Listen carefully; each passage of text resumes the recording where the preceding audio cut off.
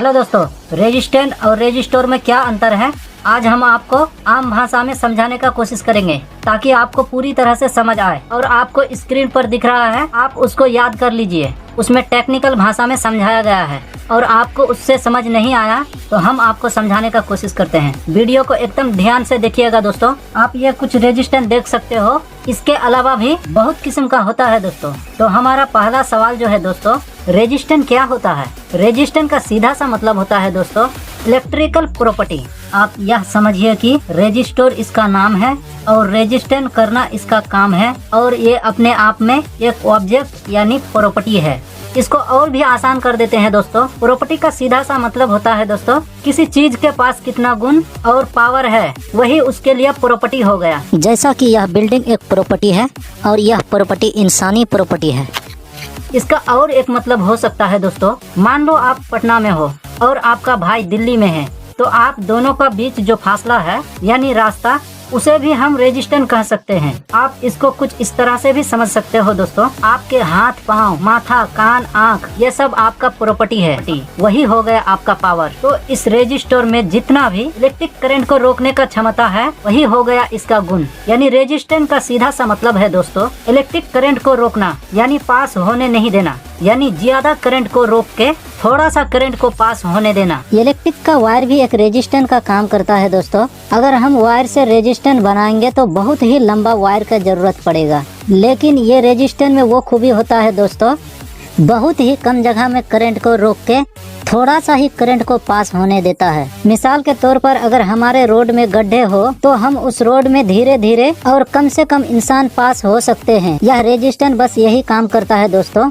Electric current को इसके अंदर से पास होने में बहुत से मुश्किलों का सामना करना पड़ता है, और ऐसा क्यों होता है दोस्तों, उस पर भी हम एक अलग से वीडियो ले आएंगे, तो हमारे चैनल को सब्सक्राइब जरूर कर लीजिए। अब आते हैं दोस्तों दूसरे सवाल की तरफ। रेजिस्टोर क्या होता है? रेजिस्टोर का सीधा सा मतलब होता है दोस्तों यह एक ऑब्जेक्ट है, और ऑब्जेक्ट का मतलब होता है दोस्तों चीज, पदार्थ, वस्तु वगैरह वगैरह। इसको और भी आसान कर देते हैं दोस्तों, ऑब्जेक्ट का मतलब होता है दोस्तों इलेक्ट्रिक उपकरण। इलेक्ट्रिक का जितना भी सामान होता है दोस्तों, हर सामान को आप इलेक्ट्रिक उपकरण कह सकते हो।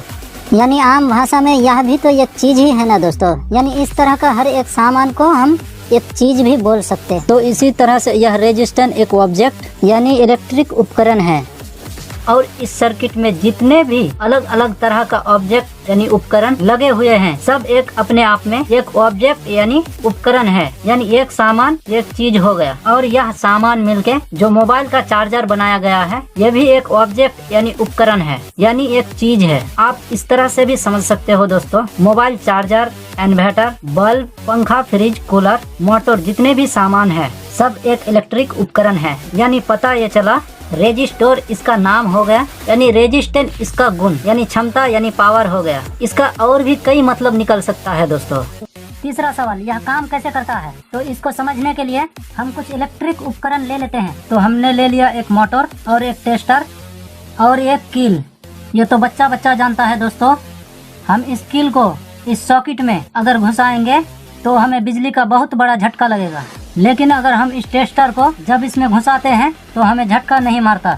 तो इसका मेन खेला जो है दोस्तों इस रेजिस्टेंस का, यही हमें बचाता है। अब सवाल है दोस्तों वो कैसे? तो दोस्तों आपको पता होगा हमारे घर में जो इलेक्ट्रिक सप्लाई आती है वो 160 से 240 वोल्ट होती है। जब हम इस टेस्टर को इस सॉकेट के अंदर डालते हैं तो इसमें 240 वोल्ट आ जाता है, लेकिन दोस्तों हमें झटका नहीं लगने का कारण इस रेजिस्टेंस का लगा हुआ होना। तो चलिए दोस्तों अब इसको हम खोल के दिखाते हैं कि इसमें रेजिस्टेंस किस तरह से लगा हुआ है। तो दोस्तों आप देख सकते हो इसमें एक बल्ब लगा हुआ है, उसके बाद एक रेजिस्टेंस लगा हुआ है छोटा सा, और इधर से एक स्प्रिंग दिया हुआ है। तो दोस्तों जब इसमें इस तरह से लगा हुआ रहता है दोस्तों, तो इधर से दोस्तों 240 वोल्ट का सप्लाई हमारा एक तार से इस एलईडी के अंदर जाता है और दूसरा तार से होकर इस रेजिस्टेंस में पहुंचता है। तो दोस्तों ये एलईडी बल्ब जो है ये भी एक हमारा उपकरण ही है।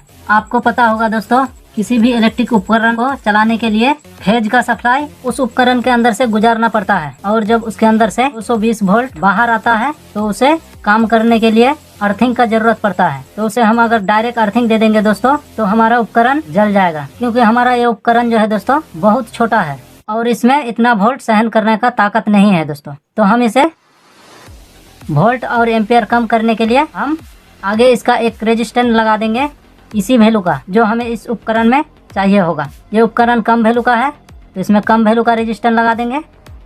और ये मोटर जो है अगर ज़्यादा वैल्यू का है तो इसमें ज़्यादा वैल्यू का लगा देंगे। अगर इतना बड़ा हमारा मोटर रहेगा और ज़्यादा वैल्यू का हम रेजिस्टेंस लगा देंगे। अब आपके जहन में एक सवाल आता होगा दोस्तों कि ये छोटा सा रेजिस्टेंस कैसे 240 वोल्ट को रोक लेता है। तो हम इसे एक मिसाल से समझते हैं दोस्तों। मान लीजिए दोस्तों ये आप हो और आप में एक आदमी से लड़ने का ताकत है और इधर से 160 या 240 आदमी एक साथ आ रहा है आपको मारने के लिए। तो आप क्या करोगे? और आपको इससे मुकाबला भी करना है, भागना नहीं है। तो आप एक पतली गली में खड़ा हो जाओगे और आपके सामने गली में एक गड्ढा हो जाए तो और मजा आ जाएगा, क्योंकि दोस्तों अब एक साथ ये सारे आदमी आप तक नहीं पहुंच सकता, क्योंकि गली भी पतला और उसमें एक गड्ढा। जब इधर से जाते हुए आदमी इस पतली गली में एक एक करके घुसेगा और गड्ढे को छलांग लगाएगा तो वैसे भी वो कमजोर हो जाएगा। अब आप एक एक आदमी को उठाकर न्यूट्रल में पटक दोगे। बस यही काम करता है रेजिस्टेंस।